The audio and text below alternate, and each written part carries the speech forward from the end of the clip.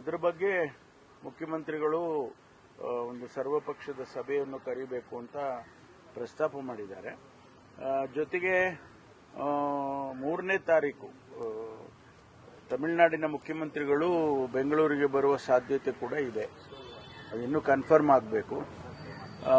ಒಂದು ವೇಳೆ ಅವ್ರು ಬಂದಾಗ ಅದನ್ನ ನಾವು ಅವರ ಜೊತೆಯಲ್ಲೂ ಕೂಡ ಪ್ರಸ್ತಾಪ ಮಾಡಬಹುದು.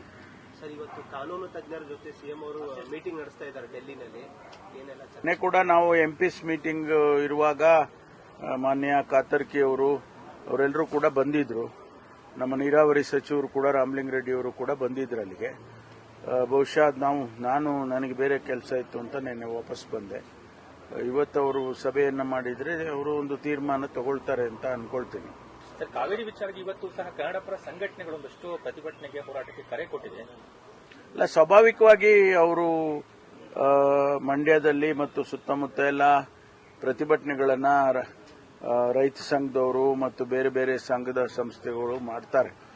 ಅವರು ನಿನ್ನೆ ಕೂಡ ಮಾಡಿದ್ದಾರೆ.